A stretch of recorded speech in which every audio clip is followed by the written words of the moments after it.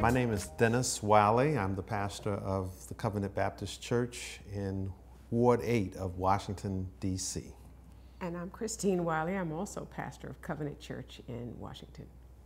Even before you talk about homosexuality or LGBT persons, just looking at sexuality per se and the church's reluctance to talk about this issue, we want to sweep it under the rug, act like it does not exist. And so we started off in 1985 when we became pastor and co-pastor, building on the legacy of my father, who was also progressive in his own way. We started off trying to address these very difficult issues. But when we came to Covenant, I was called as pastor there and became pastor in 1985. And at that time, HIV and AIDS was still a pretty new phenomenon, and people really didn't understand what it was, how you caught it. There were a lot of myths and misinformation that was being circulated about it. But we very early, we had a young lady who had contracted AIDS actually at that point, and she evidently contracted it through intravenous drug use. And, but again, we didn't know a lot about this disease, but she joined our church and she wanted to be baptized. And there were some people even at that time who thought that you could catch AIDS by standing in the same water, you know. So we really took some risk at that point. But we believed even then that all people are children of God. And so we opened our doors to her and we embraced her and we baptized her and we accepted her into our family. Oppression is not limited to African Americans or to the racial issue. There are all kinds of oppression: classism, sexism, heterosexism, as well as racism, ageism. You know, sometimes we discriminate against people based on age, etc. And so much of our views about these issues are based not so much on theology, although we would want to suggest that it's the theology that informs our position. But so often we find that it's sociology rather than theology, how we are socialized in the particular context in which we are raised. Now, you know, the black church is pretty conservative. So the interesting thing is that in the beginning, I thought there might be some pushback regarding the issue of inclusion of gay and lesbian persons. There was no pushback. The pushback was on the issue of my being a woman, even though I had already served for 19 years. Even if there was some disagreement, straight people in the congregation tolerated, many of them tolerated LGBT people until we did an unprecedented thing, and that was 2 years ago, doing 2 same-gender unions with a lesbian couple and a gay couple. And I think that was the straw that broke the camel's back. There was a real response regarding that. Some persons leaving the congregation.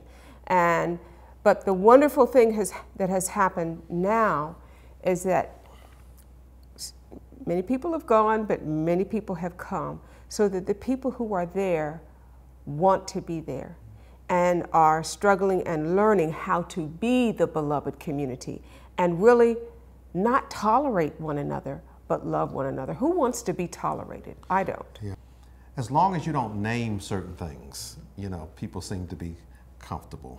And so everybody's clear that our church is really not that unusual, because every church has, you know, a diversity of people, including gays and lesbians. And, but as long as they serve and we don't name it for what it is, then everybody's happy. Sort of like the military, don't ask, don't tell. Mm-hmm. But the minute you try to address it and name it for what it is, so these persons who are human beings like everybody else don't have to hide and conceal who they are, then that's when people become uncomfortable. So homosexuality as an orientation is not a sin. There may be, and there are, homosexual acts and homosexual conduct that is sinful. But I think we need to separate the two, because there are Just as there homosexual is heterosexual conduct. acts that are sinful, just as there are heterosexual acts and conduct that is sinful. So that part is no different.